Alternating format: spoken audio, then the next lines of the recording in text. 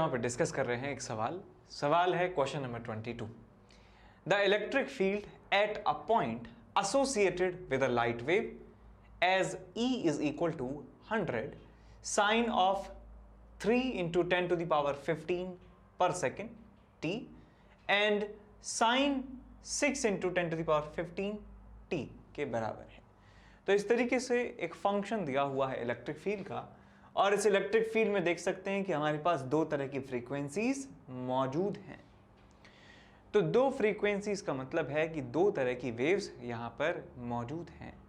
तो हमें इस इक्वेशन को कुछ something plus something, this function first function plus second function या first function minus second function की फॉर्म में लिखना होगा। तो मैं यहां पे इस्तेमाल करने जा रहा हूं formula 2 sin A into sine B का। तो हम जानते हैं 2 times sin A sin B एक आइडेंटिटी होती है, इसको लिखा जा सकता है cos of A minus B minus of cos of A plus B, ऐसे इसको लिखा जा सकता है।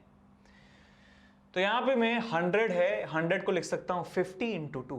तो यहां पे मैं electric field E is equal to 50 को कॉमन ले लिया मैंने, यहां पे मिला आपके पास 2 times sine of 3 10 to the power 15t into sine of 6 into 10 to the power 15t।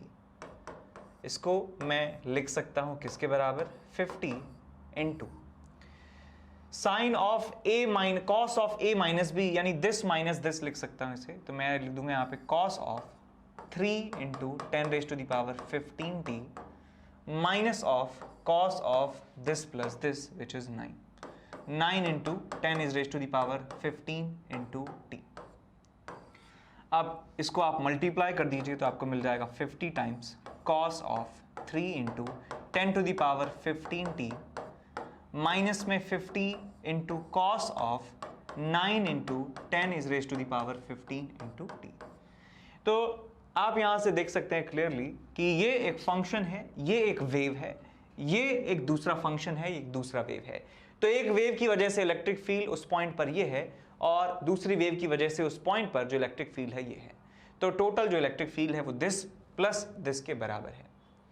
अब इन दोनों वेव्स में से आप देखिए, इसका फ्रीक्वेंसी है 3 इंटू 10 टू द पावर 15, ये एंगुलर फ्रीक्वेंसी है, और इसका फ्रीक्वेंसी है 9 इंटू 10 टू द पावर 15।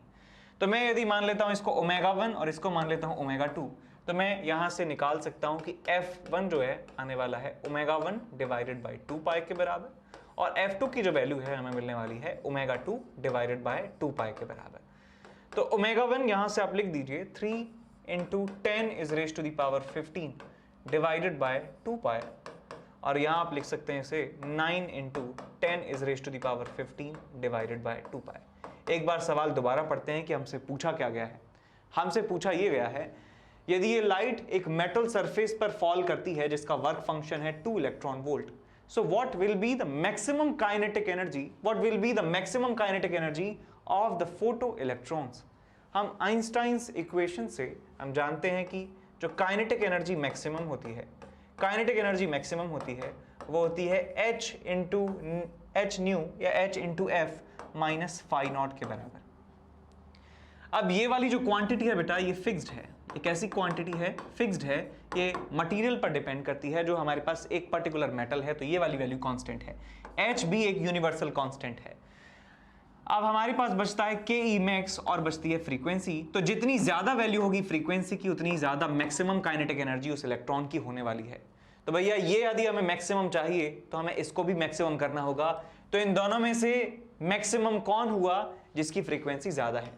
तो हम कह सकते हैं कि ये वाली जो लाइट है, जिस लाइट की फ्रीक्वेंसी ये है, वो ज्यादा एनर्जेटिक फोटो इलेक्ट्रॉन निकाल रही होगी। तो यहां पे मैं लिखूंगा कि most energetic electron, kinetic energy of most energetic electron, most energetic photo electron. Photo electron क्यों बोलते हैं, बिकॉज ये फोटोन की वजह से निकलता है, लाइट के पड़ने पर यह निकलता है, तो इसलिए फोटो इलेक्ट्रॉन इसे कहा जाता है। तो यहां पे मैं लगाऊंगा के ई मैक्स का मैक्स भी कितना आ जाएगा आपके पास h इंटू एफ। एच की वैल्यू होती है 6.6 into 10 is raise to the power -34। Frequency की जो वैल्यू है वो है 9 into 10 to the power 15 divided by 2 pi. h into F.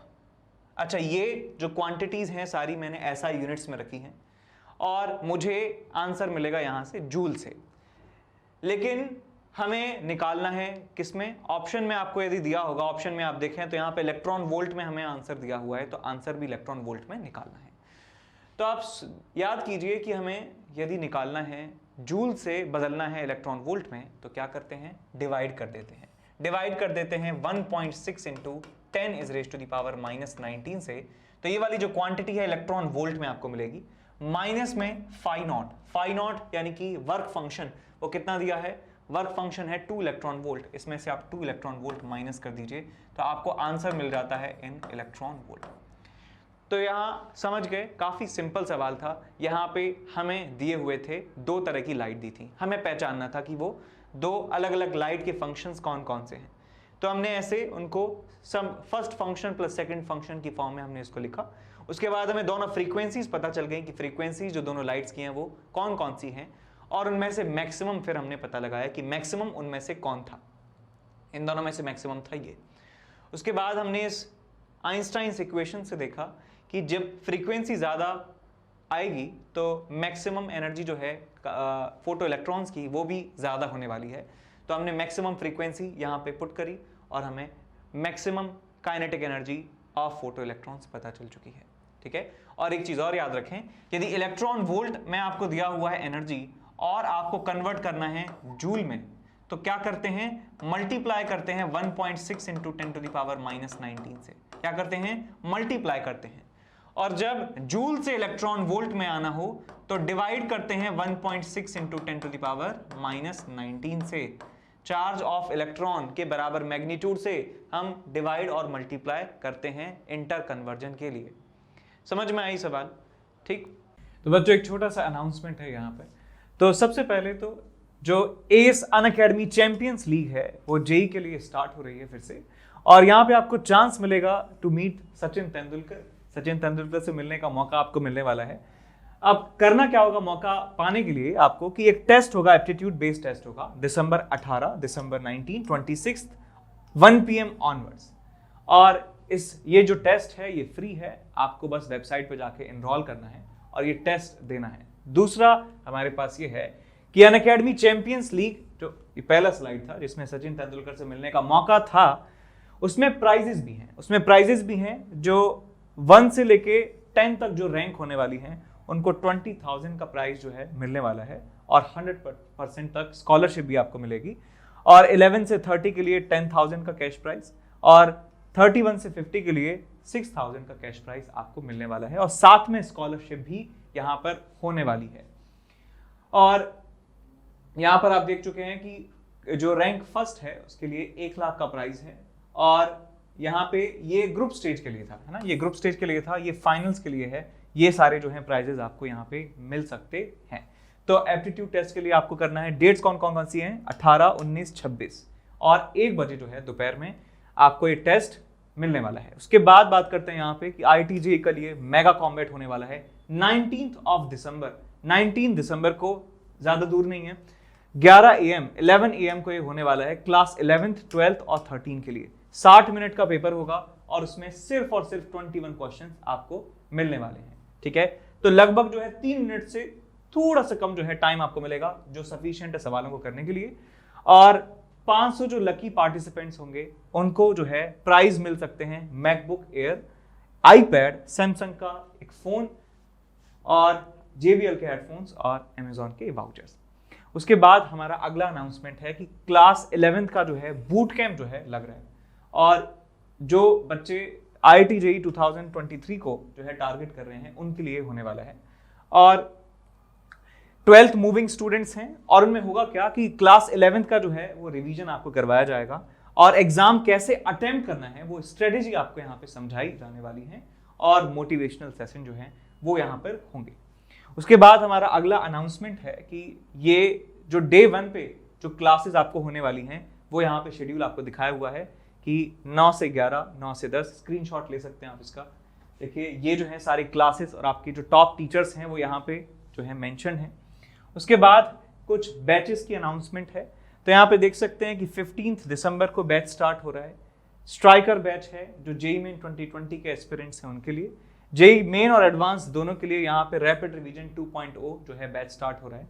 और यहाँ पे हमारे पास स्टार्ट हो रहा है excellence batch for class 11th for JEE main and advance 2023। जो बच्चे एग्जाम देंगे, अपना अटेम्प्ट देंगे 2023 में, उनके लिए ये बैच जो है स्टार्ट हो रहा है। यहाँ पे जो है सारे जो टॉप टीचर्स हैं वो आपको पढ़ाने वाले हैं और बैच स्टार्ट होगा 15 दिसंबर को। तो आप जो है अपने मोबाइल में रिमाइंडर भर लीजिए, 15 दिसंबर को बैच स्टार्ट हो रहा है। यदि आप और आपका या कोई जानने वाला जो है वो 2023 में जेई फोड़ना चाहते हैं तो आप ये बैच ज्वाइन जरूर कीजिए, ठीक है। तो यहाँ पे आप देख सकते हैं कि क्या क्या यहाँ पे होने वाला है बैच के साथ, ठीक है। अब चलते हैं आगे, क्वेश्चन नंबर 23 की तरफ बढ़ते हैं। A monochromatic light source of intensity 5 milliwatt. Intensity इस मोनोक्रोमैटिक लाइट सोर्स की है 5 मिलीवॉट के बराबर। मोनोक्रोमैटिक का मतलब है कि सिंगल वेवलेंथ का ये सोर्स है। मिली का मतलब 10 to the power -3। Emits 8 into 10 to the power 15 photons per second. ये फोटोन के इंसिडेंट होने का रेट है। The light ejects photo electrons from a metal surface. The stopping potential for this setup is 2 volt. Calculate the work function of the metal. हमें work function calculate करना है, हमें stopping potential दिया हुआ है, हमें नंबर ऑफ फोटॉन्स इंसिडेंटिंग पर second पता है और हमें पावर पता है, कितना पावर है इस सोर्स का। तो देखिए ध्यान से बेटा, ये यदि आपके पास मेटल प्लेट है, ठीक है, ये क्या आपके पास एक मेटल प्लेट है और ये आपके पास इसको इमिटिंग प्लेट कह सकते हैं, इमिटर कह सकते हैं। ये इमिटर है और ये सब हमारा कलेक्टर है, ठीक है, कलेक्टर प्लेट है। तो जब फोटॉन्स यहाँ पे गिरते हैं तो इलेक्ट्रॉन यहाँ से निकलते हैं और इलेक्ट्रॉन जो है वो इलेक्ट्रॉन जाके कलेक्टर प्लेट पर पहुंच जाते हैं। अब यदि मान लीजिए मैं कलेक्टर प्लेट पर एक पॉजिटिव एक नेगेटिव पोटेंशियल मैं यहाँ पे अप्लाई करूं जिससे फोटो इलेक्ट्रिक इफेक्ट जो है रुक जाए, तो उसे स्टॉपिंग पोटेंशियल कहा जाता है। पोटेंशियल की वो मिनिमम वैल्यू जिससे फोटो इलेक्ट्रिक इफेक्ट रुक जाए उसे कहते हैं स्टॉपिंग पोटेंशियल। और हम जानते हैं कि स्टॉपिंग पोटेंशियल में रिलेशन क्या होता है। Stopping potential is equal to H nu or H C by lambda H nu minus phi naught, H nu minus phi naught. ये क्या आपके पास energy of photon, energy of photon जो गिर रहे हैं उन फोटोन की एनर्जी है, minus of work function is equal to E into V S, E into V S, E into V S stopping potential. तो सबसे पहले तो आप ये देखिए कि जो सोर्स है बेटा, जो हमारा सोर्स है उस सोर्स की पावर है 5 मिलीवॉट के बराबर, 5 मिलीवॉट के बराबर। और जो नंबर ऑफ फोटॉन्स ये इमिट कर रहा है ये 8 इंटू 10⁻15 पर सेकेंड है। तो हम जानते हैं कि पावर जो होता है वो होता है फोटोन का rate into H C by lambda. Photon का rate into H C by lambda के बराबर होता है। ये समझ में आया कैसे आया? नहीं पता? ऐसे देखिए, एक फोटोन की एनर्जी कितनी होती है बेटा? H C by lambda. तो यदि एच सी बाय लैम्डा, तो यदि मान लीजिए इस पूरे इस सोर्स से टोटल कैपिटल एन के बराबर फोटॉन्स आते हैं तो टोटल एनर्जी कितनी हो जाएगी? तो मैं टोटल एनर्जी लिख सकता हूं कि N times H C by lambda, because N photons हैं, हर एक फोटॉन की energy H C by lambda है, तो टोटल एनर्जी जो इस सोर्स से निकलेगी वो होगी N H C by lambda. अब यदि मैं यहां डेल्टा टी से डिवाइड कर देता हूं, डेल्टा टी टाइम टेकन, तो ये बन जाएगा आपके पास number of photons divided by time taken, ये बन जाएगा energy divided by time taken. तो ये बन जाता है हमारे पास पावर और ये बन जाता है हमारे पास फोटॉन के इंसिडेंट होने का rate into H C by lambda, H C by lambda. तो यहां से power is equal to N H C by lambda यहां पे इस्तेमाल करूंगा, तो यहां पे हमें मिल जाता है एच सी बाय लैम्डा की value, h C by lambda की value which is equal to power divided by photon का इंसिडेंट रेट। तो पावर है 5 मिलीवॉट, 5 इंटू 10⁻³ डिवाइडेड बाय जो रेट है वो है 8 इंटू 10⁻15 के बराबर। तो यहां से बेटा आपको एच सी बाय लैम्डा पता चल चुका है, एक फोटोन की एनर्जी पता चल चुकी है। अब इस एच सी बाय लैम्डा की जो वैल्यू है उसे आपको पुट करना है कहां? यहां पुट करना है, ठीक है। एच न्यू लिखूं या एच सी बाय लैम्डा लिखूं? आपके पास स्टॉपिंग पोटेंशियल ऑलरेडी है, ये 2 वोल्ट है, E से मल्टीप्लाई करेंगे तो 2 इलेक्ट्रॉन वोल्ट हो जाएगा, तो मैं लिख भी देता हूं इसे 2 इलेक्ट्रॉन वोल्ट। आंसर किस में दिया है? इलेक्ट्रॉन वोल्ट में दिया है, तो हमें इसको कन्वर्ट करना होगा। 2 इलेक्ट्रॉन वोल्ट हो गया stopping potential, E into V की वैल्यू है, ये E इंटू वी की वैल्यू है, ये वोल्ट है, इलेक्ट्रॉन से मल्टीप्लाई कर दिया इलेक्ट्रॉन के चार्ज से, तो पोटेंशियल बन गया इलेक्ट्रॉन वोल्ट में, is equal to hc by lambda, एक फोटोन की एनर्जी। अब ये जो फोटोन की एनर्जी निकाली है ना बेटा, ये वॉट में रखा है, ये number of photons per second में रखा है, इसका मतलब ये आपको मिल रही है जूल में। अब जूल को कन्वर्ट करना है किसमें? इलेक्ट्रॉन वोल्ट में। क्या कर दें? बताइए क्या कर दें कि जूल से कन्वर्ट हो जाए इलेक्ट्रॉन वोल्ट में? तो डिवाइड कर दें इसको 1.6 इंटू 10 टू द पावर -19 से। तो यहाँ पे मैं लिखूंगा बेटा 5 into 10 is raise to the power -3 divided by, ये कितना था हमारे पास, 8 into 10 is raise to the power 15, और यहाँ पे आ जाएगा 1.6 इंटू 10 टू द पावर -19। तो ये बन चुका है हमारे पास energy of photon in electron volt, minus में आपको मिलता है phi naught work function. Value ये आप कैलकुलेट कर लीजिए, इसको इधर ले जाइए, इसको इधर ले जाइए, आपका आंसर आपको मिल जाता है। ठीक है, कैलकुलेशन आपको करनी है, तरीका मैंने आपको बता दिया, इस तरीके से सवाल को सॉल्व करना है। सवाल समझ में आ गया तो वीडियो पे लाइक दबा के जाइए, वीडियो को लाइक करके जाइए। ठीक है, इसके बाद आगे बढ़ते हैं अगले सवाल की तरफ। सवाल है हमारे पास क्वेश्चन नंबर 24।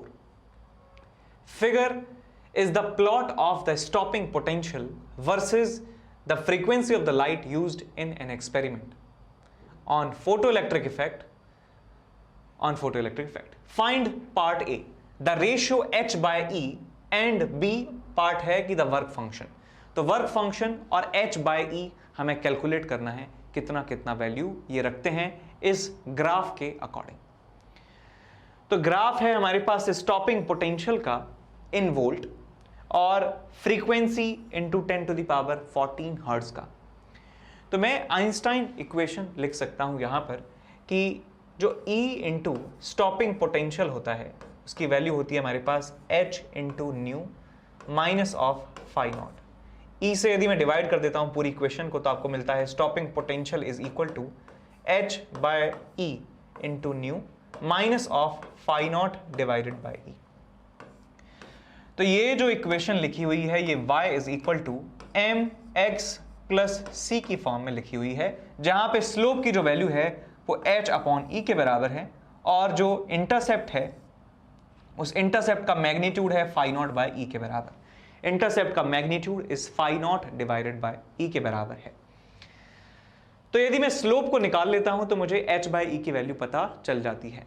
अब इस लाइन का स्लोप हमें देखना है। लाइन का स्लोप मतलब ये वाले एंगल का tan थीटा, इस वाले एंगल का tan वैल्यू जो है वो स्लोप के बराबर होगा।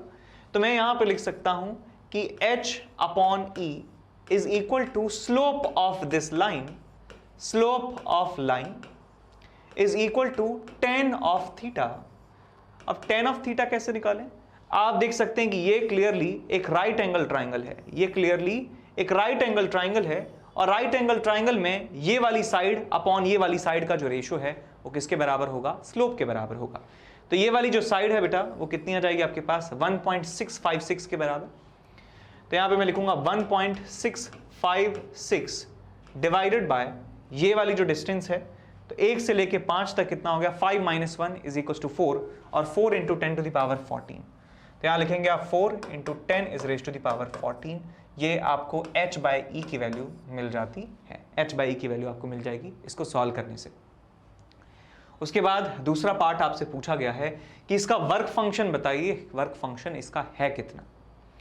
अब वर्क फंक्शन यदि आपको बताना है तो इसका मतलब हमें इसका y इंटरसेप्ट का मैग्नीट्यूड निकालना है, y इंटरसेप्ट का मैग्नीट्यूड निकालना है। तो इस ग्राफ को आप ऐसे पीछे एक्सटेंड कर दीजिए, इस ग्राफ को आप पीछे एक्सटेंड कर दीजिए। ये वाला एंगल यदि थीटा है तो ये वाला एंगल भी किसके बराबर होगा? थीटा के बराबर होने वाला है। दिख रहा है सबको? ये वाला एंगल थीटा के बराबर होगा। ये अगर थीटा है और मुझे ये वाली साइड पता है कितनी है, 1 इंटू 10 टू द पावर 14 के बराबर, मैं मान लेता हूं ये कितने बराबर है? फाई नॉट बाय ई के बराबर है।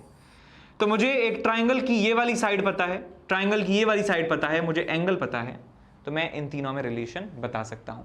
तो इस ट्राइंगल को दोबारा बनाते हैं, इस ट्राइंगल को दोबारा बनाते हैं। कुछ इस तरीके से ट्राइंगल है, ये वाला एंगल थीटा है, बिकॉज ये स्लोप थीटा था। ये वाली जो डिस्टेंस है कितनी है 1 इंटू 10 टू द पावर 14 के बराबर, और ये वाली जो डिस्टेंस है ये किसके बराबर है phi naught divided by e के बराबर है। मैग्नीट्यूड की बात कर रहा हूं मैं। टेन थीटा की वैल्यू हम ऑलरेडी पता चल चुका है, तो यहां से मैं लिखूंगा that phi naught divided by E into 1 into 10 to the power 14 is equal to slope. Slope हम ऑलरेडी निकाल चुके हैं, कितना है 1.656 divided by 4 into 10 is raise to the power 14 के बराबर। तो 10 टू द पावर 14 से 10 to the power 14 cancel out हो जाता है और फाई नॉट की वैल्यू आपको मिल जाती है 1.656 डिवाइडेड बाय 4 इंटू ई के बराबर।